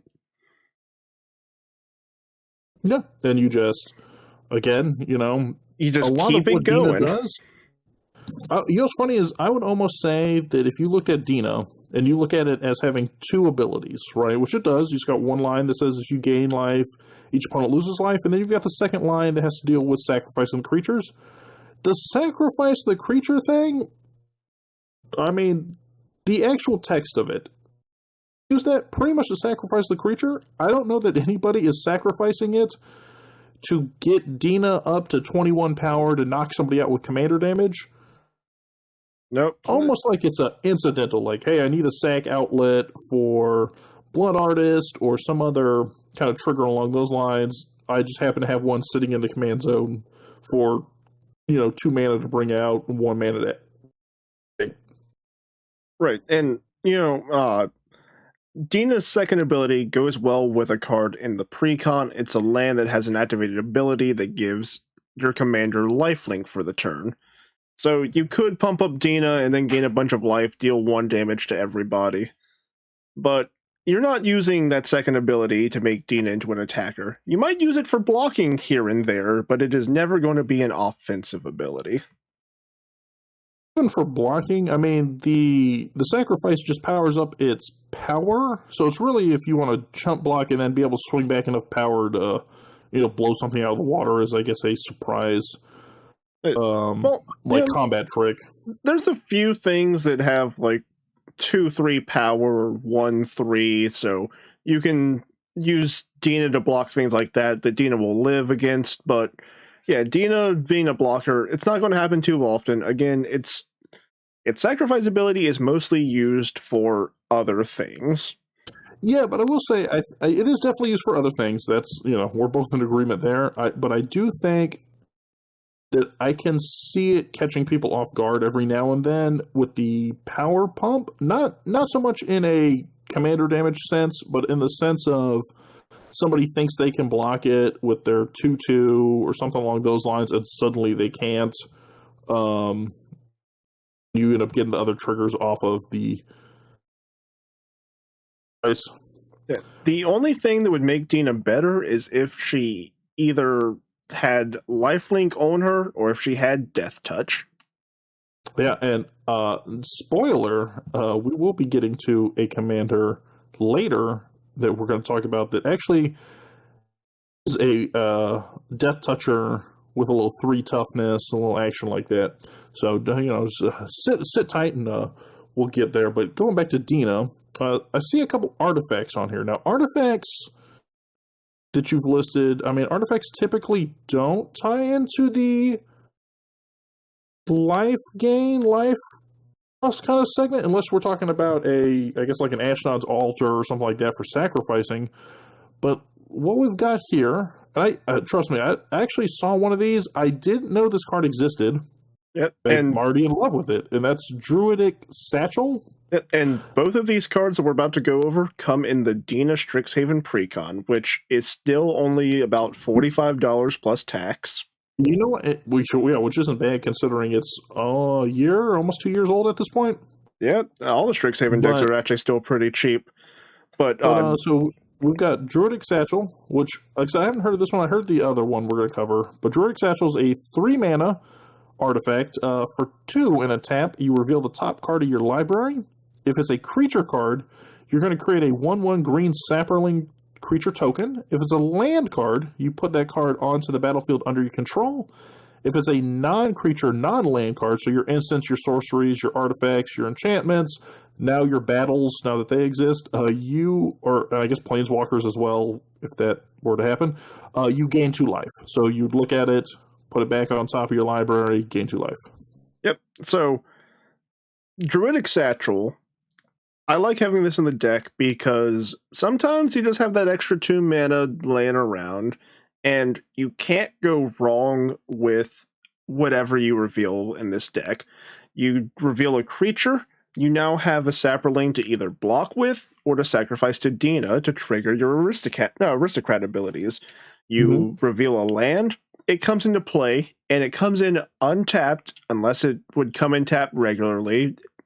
So you instantly have access to extra mana. You paid 2 to tap this, you get a mana on the board, you just reduce the cost of the ability by half. So you essentially paid 1 mana, get 1 land.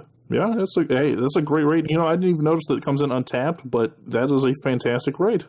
And then if it is non-creature, non-land, you gain 2 life, which means if Dina is on board, everyone else takes 1 damage. So you get more life, which means you can take more hits, and you get to drain your opponents. So it works really well with the Dina strategy. Like I said, there is no missing with this in the Dina deck, because you either have something to sacrifice, you got something to pay for a sacrifice, or you just have life automatically. Yeah, which you're absolutely right. Any of those 3, I mean, you're not upset by. If you ramp yourself. So another way to look at it too is, so let's say you flip the card, you see that it's a land card. Okay, you get it out immediately. You've ramped yourself. Well, now you potentially have also cleared a land off the top of your deck for something else you might want to draw. If it's a creature or it's a non-creature, non-land, you're at least looking at those, and you can kind of strategize for what you might have in next turn. So you would know what your next draw. okay, I can kind of plan on getting that card out, and you can adjust. Because we talked about this with Anowon, but essentially, the more options you provide yourself, the better off your game plan is going to be. Even if it's just one card, that's why there's so much value in cards like Sensei's Divining Top and things of that nature, where the top deck manipulation, because you can see what's coming, you can kind of predict, and, you know, if it's not something you like, maybe you have a way to shuffle it away. In green and black, it's a little hard to have something to shuffle away, but you could. And speaking of shuffling things away... before we get to that card, with Druidic Satchel, I can see the argument. How is this good? You're giving your opponent free knowledge of your deck. Yes, they get to see what you're going to draw on your next turn, but just think about it. Lack of knowledge is dangerous, but also your opponents having too much knowledge can also be dangerous, because what if they see something on top of your deck that they think is a threat, but they don't realize you have a bigger threat in your hand already. So you draw that card that's on top of your deck, you try to play it, and you know they're going to react, they're going to counter it, or they're going to find some way to get rid of it. It's like, okay, you've used up your response, here's the better card now. And you know what? And you're absolutely right that sometimes showing too much can be a danger, but you know, you do have to play that kind of game, right? How much knowledge you have versus how much knowledge you're willing to give up for that information. It's going to happen, because obviously if you're running Druidic Satchel, regardless of what 3 options you hit, your opponent's going to know. If it's a creature, they're going to know what creature. If it's a instant or sorcery, they're going to know which one. Even if it's a land, they're going to know you got a land because it hit the battlefield. They might not know what the next card is, but neither do you. But knowledge is being passed out there, and hopefully, I think through you knowing what your deck does and how well it operates, you should hopefully be able to gain a little more advantage than they should. Yeah, but let's go on to the next card. We were talking about shuffling things away. The Elixir of Immortality. So this is an artifact. It costs 1 mana, which is it's cheap. You can get this out turn 1. Then for 2 mana and tapping it, you gain 5 life. Then you shuffle the Elixir of Immortality and your graveyard into their owner's library. So this is good because you're gaining life, which will trigger Dina, but also you're getting your graveyard back, which means that, let's say that you wasted a spell because it got countered. It's a card that you really need. Well, now it's back in your deck. And thanks to the Druidic Satchel, you can fish it out faster. Let's say that you got fetch lands in your deck. Now those are back into your deck, and you can potentially thin your deck out that way again. Now, I like this card. Now, my one hesitancy, you know, and you can correct me if I'm wrong here. So this card, I feel like they put in because obviously Dina was not the face commander of this precon. That was Willow Dusk. Now, this card I think works better with Willow Dusk in my opinion, because Willow Dusk's ability has to do with the amount of life you're gaining, or the amount of life you're losing. Whereas Dina is going to see this as a single trigger, because Dina just cares about the amount of times you're gaining life, so amount of instances. So I like the card. For me, I don't know if I'm sold on it, but, you know, again, I could be wrong, and obviously you're playing the deck. I do like the value of getting your sack fodder back in. Right. And, you know, again, you know, you're running Dina as sort of an aristocrat's commander, so you're also getting back the things you've sacrificed, so you can sacrifice them again. But I do agree, this definitely works better with Willow Dusk, because Willow Dusk gives counters based on the amount of life you've gained or you've lost. However, since this is not a token strategy, I could see the argument of trading this out for something better. I've thought about it myself, but this is just a cheap way to reset your deck and gain a decent amount of life. I've actually played a game on Spell Table where people were saying that's like, oh, it's this card again, because I used Elixir of Immortality enough times to where I played my Vampire Nighthawk about 6 times in the same game. Yeah. And I think the fact that it shuffles back in is also good because green black is not really known for its artifact recursion. Creature recursion, yes. Artifact recursion, not so much. So the fact that you can bring this out, reuse it, get your graveyard back, it does make it a very interesting kind of life gain graveyard recursion element. This will also allow you to recur your sorceries, your instances, and your planeswalkers. That's true. If you're running a lot of Dina planeswalkers. Now, one last thing I want to talk about Dina, if you don't mind, before we move on. Not at all. I love talking Dina. So, Dina and Zamone. We're going to talk about a little team-up action real quick. From March of the Machine, obviously there was a lot of Commander... I'm not Commander Legends, but they're Commander legendary creatures that have teamed up to fight on the various planes. Dina and Zamone, very nice team-up. Life gain, doing a little land drop. Do you like that better than the current Dina?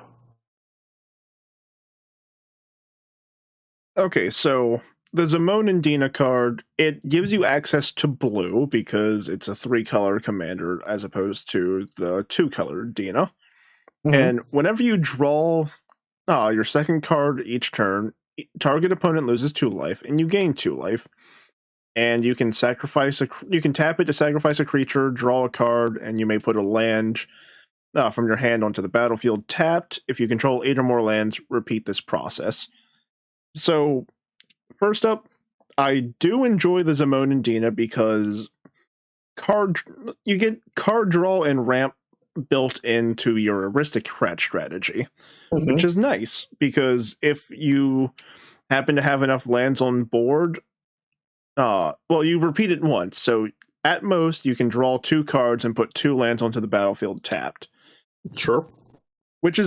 That's still nice because that is 2 card draws to get towards your combo pieces and things like that faster, and you're ramping your lands. Never hurts to get that. And then when you draw your second card each turn, target opponent loses 2 life and you gain 2 life. This is where I think the original Dina shines just a little bit better because while Dina only pings opponents for 1, it pings each opponent, not just one opponent. And also, Dina can trigger multiple times on the life loss. However, this can only deal the 2 damage to target opponent once each turn, because it's whenever you draw your second card each turn. Yep. No, I completely agree. I like Zamone and I like Dina. I feel like I do like them on this card together, but separately, I think I like Dina a little more. You know? I will say, the Zamone and Dina card is great. It's just that the Zamone and Dina deck, it's just going to play a little bit different than just a base Dina deck. Now, the base Dina and the base Zamone will go great in a Zamone and Dina deck. However, I do think that they work better as separate commanders compared to their partner commander.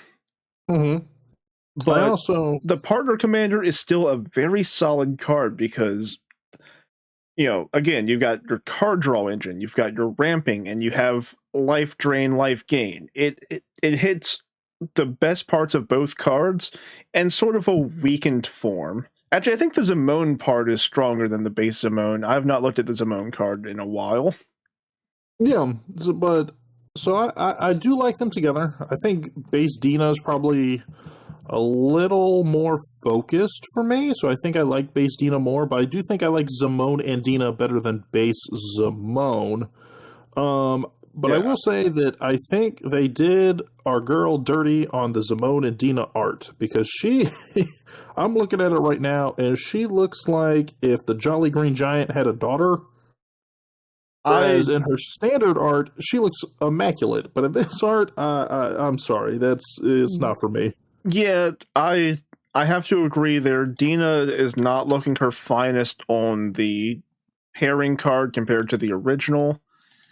And now, the alternate art to this card, I mean, that looks pretty solid. It's got a, like the Strixhaven archive look to it. That looks pretty solid, but the the base set, no, is not. I'm not feeling it at all. Like, no offense to Lee, Setawan. I hope I'm saying that right. Like, trust me, Lee or Lai or Lie.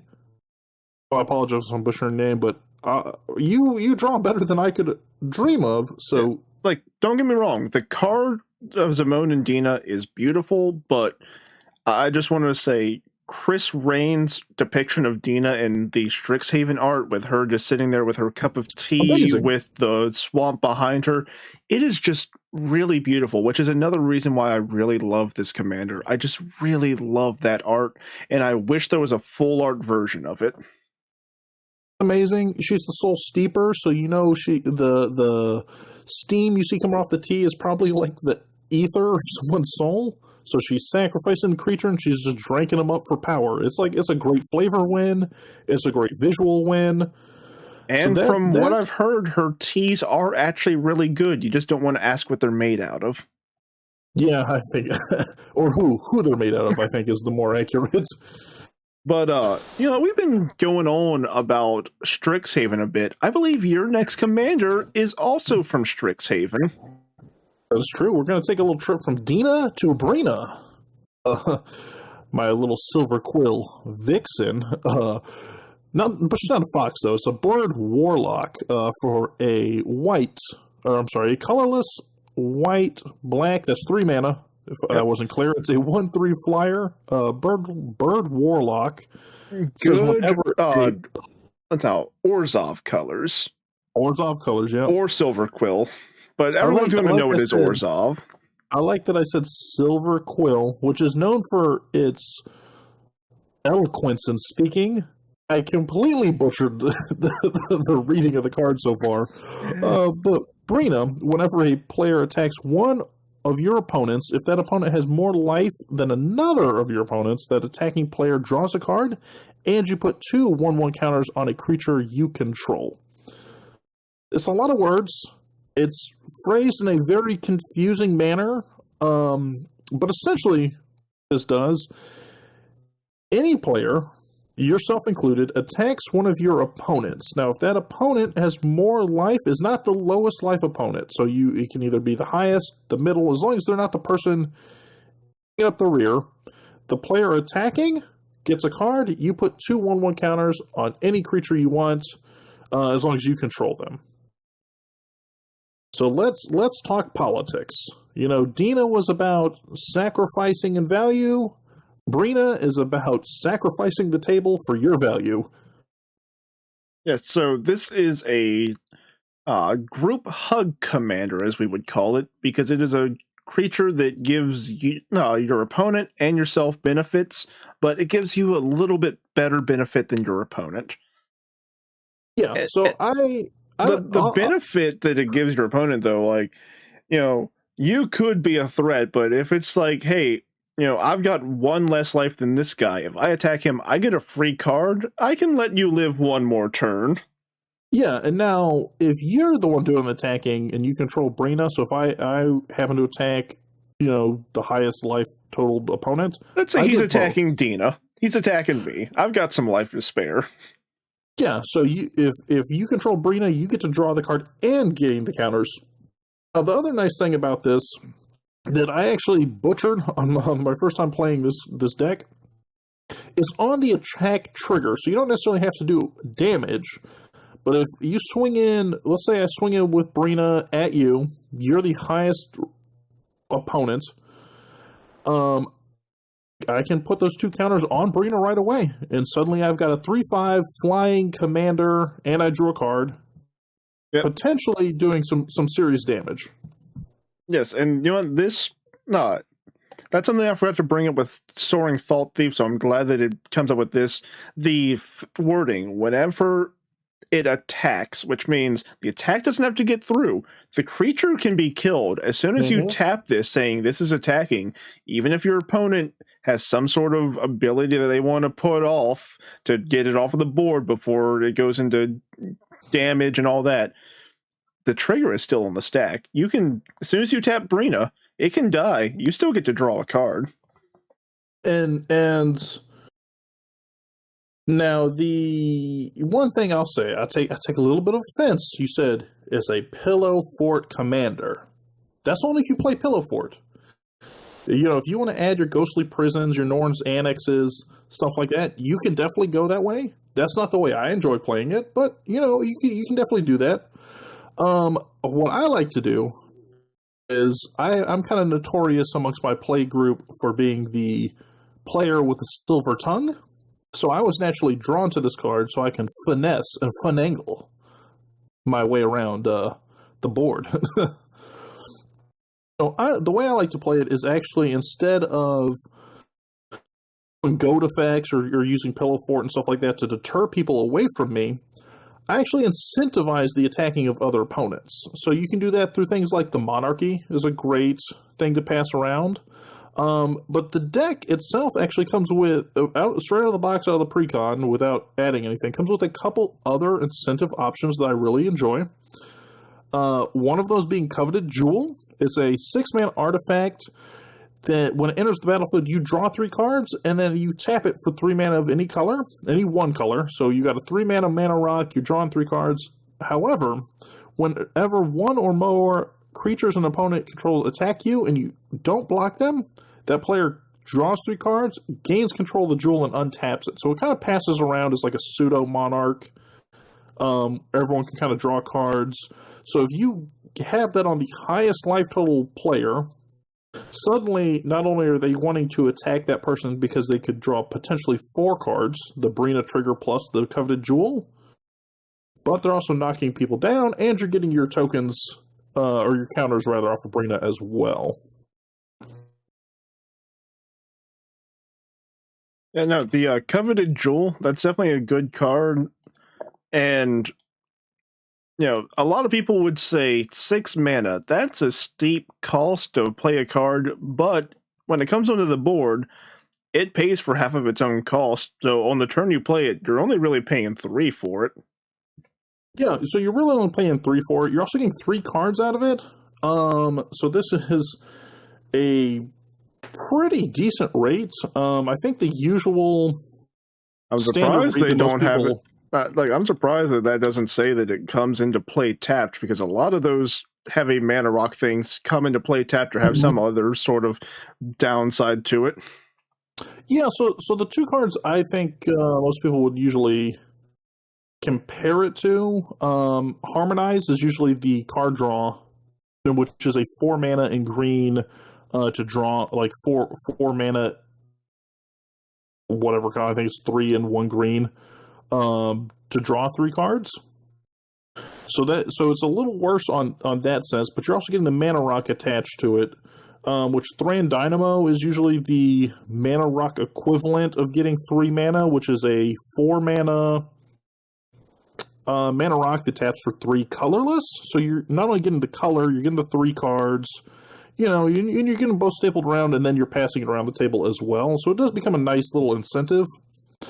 And speaking of incentives, the other one I like to run is Victory Chimes, which is a 3 mana artifact that just taps for 1 measly colorless. You can give that colorless to anybody you'd like. You can give it to any player, and it untaps on each other player's untap step. So you can foreseeably get 4 mana out of it every turn rotation.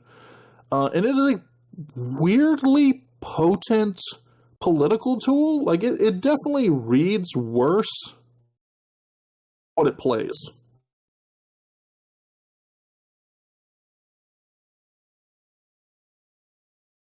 Yeah, no, definitely. Like the Victory Chimes, you would look at this and you would think that, this isn't that good, but you know, if there's times where opponents, they'll be like, if I had 1 more mana, I could do something really cool. It's like, I can give you that extra mana, but I need X amount of turns of immunity, or you don't mess with this card on my board for X amount of turns. Yeah, and I've definitely played games where I've gotten 3-4 deals out of 1 Victory Chimes. You know, here you need 1 extra mana in the early game. Okay, well, you know, can I attack you with Breena for free on my turn? Oh, and you won't block? Great. And then you get the trigger and go from there. Now, this is what tends to happen. This is the Breena play pattern. You shenanigan your way through the early game. Point. Because this just happens every time. Breena, if you put the counters on, inevitably becomes like an 11-13. Suddenly people are afraid. They're going to get hit with flying commander damage. Like you. That is when you become the threat of the board. Now, I did say I'm not a big Pillow Fort player, so I'm not a big, like, Ghostly Prison or Propaganda or Norn's Annex, those kind of players, but I do appreciate a good fog, and Breena has what I believe are probably the two best fogs that you can have at your disposal, especially in white-black, because a lot of fogs are in the green colors. So the first one I definitely want to talk about was Ink Shield. It came out in this precon, actually. It's 3 white and a black. It's an instant. Prevent all combat damage that would be dealt to you this turn, and then for each damage prevented this way, you create a 2/1 white-black Inkling creature token with flying. So what does this mean? So somebody attacks you because they're scared that Breena suddenly at 11, 13 power threat. They go wide on you. You know, you attack me with Anowon and his rogue friends. Well, I slap down Ink Shield. I take no damage, mill no cards, because I've taken no damage. Some attack trigger, sure. And then instead of taking, let's say, 10 damage, I now make 10 2/1 flyers. That's 20 damage just sitting on the board for blocking a single attack. Yeah, no, like, you know, the 5 mana cost, you know, that is a bit much for something on the defensive. However, the payoff is, well, the payoff can be good. It really depends on what your opponent sends your way to whether the payoff is going to be good on this card or not. Yeah, so I think that falls under all fogs, really, is depending on what the payoff is. Other than maybe like the 1 mana, like the Spore Frogs, it really depends on what you're blocking, is how much value you're getting out of it. Yeah, now, I would say that, like, this is a card I would hold up for it if I was taking 5 or more damage, because that way I'm getting 10 power for 5 mana, which is a fair trade, but anything less than 5, I'd probably hold it on for another turn, unless I'm right there at death's door. Right. Now, the other beauty of this, because I have also done this, again, I am the epitome of Silver Quill when it comes to sitting down at a commander pod, is bluff. Can have 5 mana up, and if you have opponents or people that played with you a lot, if you have people that play with you a lot, or you have opponents that are like well versed in their general card knowledge, you can basically tell them, hey, you know, I've got Breena, I wonder what could be in my hand for 5 mana. Are you sure you want to attack me? And it makes people second guess. In fact, I've even had people second guess, assume that I'm bluffing, attack with everything because they're so confident I was bluffing, just for me to slap it down on the table, reverse it, and have, 16 power and flyers sitting out there now. Hey, if you still have that coveted jewel on the board, you only need 2 lands to play this. Yeah, exactly. And if you thought Breena was scary, having essentially a go-wide Breena, it's pretty rough. Now, if 5 mana fogs are a little too pricey for your blood, let's talk about two mana fogs. That would be Batwing Broom. For 1 and a hybrid Orzhov, that would be white or black, so either or. You have an instant that can prevent all combat damage that would be dealt this turn if white was paid to cast Batwing Broom. Each player loses 1 life for each attacking creature if he or she controls if black was paid to cast Batwing Broom. And if you cast both, so you do a white and a black, you get both effects. So you prevent all the damage, and also ping them back for 1 life for everything they attack you with. So again, they attack you with 5 creatures instead of getting, or 5 damage instead of getting 5 2/1s. You would prevent the damage, and you would ping them back for every single creature they attack you with. Which, if your opponent is doing a go wide strategy, that's a lot of damage. It is a lot of damage. See, that's a lot of damage. It's things like this that make me wish that it had been Dina and Killian instead of Dina and Zatanna, because that would be really great in a Dina deck, but Dina can't run it because it uses white. Mm-hmm. And the other nice thing is, people, you can bluff Ink Shield. You can, I'm holding up 5 mana, etc. It's not that you can't bluff it. You pretty much don't need to bluff it because people don't really predict it or expect to see it coming because it's not a heavily well played fog, and it's not something that people see very often. So the 5 mana one for Ink Shield is very, when Strixhaven was coming out, it was very heavily played. It was all over YouTube. People were, because it was a big splashy thing you could put on an EDH game and like, Ink Shield, and I turn the table, etc., etc. This one, Batwing Broom, flies under the radar, and it's cheaper, and in the certain circumstances, it can be better, because you get to that late game scenario like you're talking, somebody swings at you with their go-wide token deck, because they only see you with 1 or 2 creatures on the board, and suddenly, for 2 mana, you drop this, you stop their damage, and you blast them back for, 10, 15 damage because they're an elf ball and they went crazy on you, and there you go. You're back in the game. Yeah, no, you're back in the game if you haven't just wiped them out entirely. Someone wasted their Triumph of the Hordes or the thing that gives all their creatures infect for the turn. It's like, well, that was fun. Yeah, and speaking of all these things, so the other way I like to kind of protect Breena is through Robe of the Stars. So when I first got this deck, like I said, I would typically get Breena up to like 11-ish power. And because it grows so fast, it doesn't seem like it, but in 1 turn rotation, you can foreseeably put 8 counters on Breena, no problem. Anytime somebody gets a big hulking threat on the board, that becomes target removal magnet central. However, a couple years ago, they released this fun little equipment known as Robe of the Stars. It's 1 and a white for 1, gives equipped creature +0/+3, and it comes with Astral Projection, which is 1 a white, and the equipped creature phases out.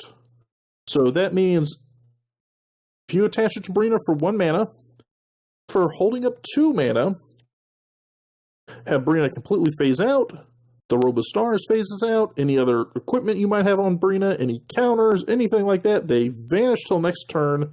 You avoid that Swords of Plowshares, you avoid that board wipe, whatever it is, you come back, highly repeatable because 2 mana is not a lot to hold up.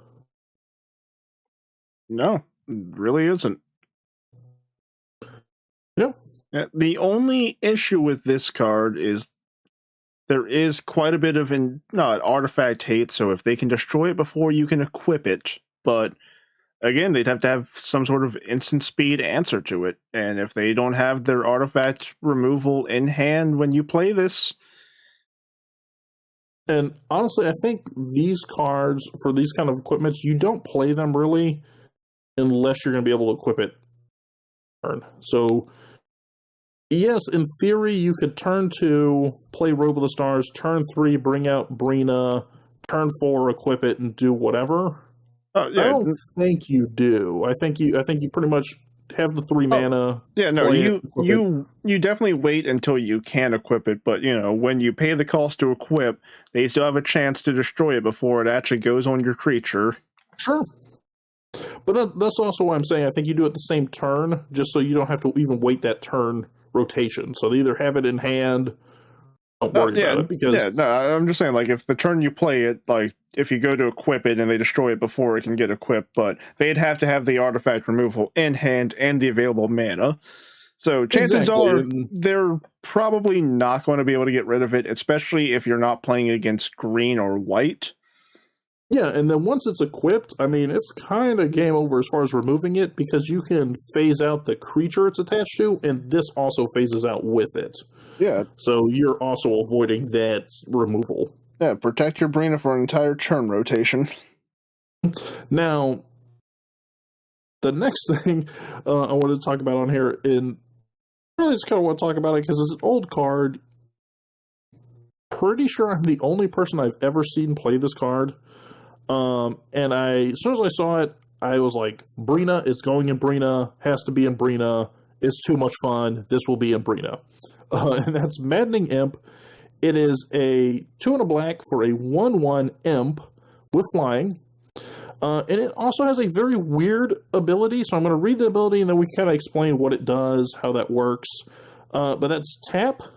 All non-wall creatures target opponent controls attack this turn if able. At the end of turn, destroy each of those creatures that did not attack. Use this ability only during a target opponent's turn and only before combat. So, It's worded a little weird because it is an old card, but once you understand how Magic works, this is a very simple card.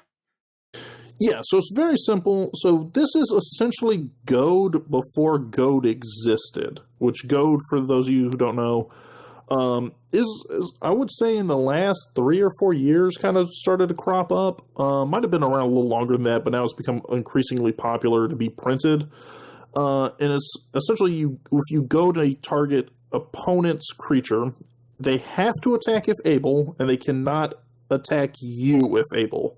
Unfortunately, this imp does not have the cannot attack you part on it. But again, it's an older card. That's why it doesn't. It would be too good if it did. So it actually makes up for it in a whole different way. So yes, whatever you tap, they have to attack. They could attack you. However, one of the ways that people like to get around Goad is if you have, let's say, a Mana Dork, I goad your Mana Dork, you could tap that Llanowar Elves, that Bird of Paradise, and escape from Goad because the ability is forcing it to tap, therefore it's not a valid attacker, therefore it cannot attack. With me so far? Yep. With Maddening Imp, if they tap their card, yes, it doesn't have to attack. However, it destroys each creature that did not attack at the end of the turn. So again, it's worded very weirdly. However, if you tap your card, you avoid the attack. Say you wanted to save that engine piece. You know, you had a way to make your Blood Artist tap. You had a way to keep your Mana Dorks tapped. You just summoned a creature, so it has summoning sickness, so it can't legally attack because it doesn't have to haste. End of the turn, they're all destroyed. So it gives you a like a pseudo board wipe. It's a 1/1 flyer. It like I said, it forces weird attacks, and when it does, it's helps wipe a lot of pieces that wouldn't otherwise escape from it, but otherwise escape from Goad. Yeah, no, like I definitely see why you would throw this into a deck, and this is definitely a very good politic piece because you can just threaten someone's board state with this card if it stays on board. Because, like, as long as it doesn't have summoning sickness, you could be like, "Hey, if you try to mess with me, you're losing a lot of your stuff." Yeah, so that brings us back to the original gist of it, which is politics, politics, politics. So you do a lot of things. People mess with you. You wipe the board. Ideally, in this deck, you actually are gonna pretty much try and win with Breena at the end of the game. Hopefully, after all your opponents have beaten each other up, and you're kind of the last man standing. But with that being said, we have now covered 4 that are all about us. We have 4 more to go, but before we hop into those 4, we are going to take a quick break. It will seem like a quick second for you guys. We'll take a quick break. Say to hear a word from our sponsor, but there are none. So if you want to sponsor us, feel free to hum a little tune. We'll be right back. Before we go, I just want to say that if you've made it this far, thank you for sticking around. This is a lot longer than we had planned to originally make this entire video, but this is our first one. We had a lot of stuff to go over. Hopefully the next one will get within our time frame.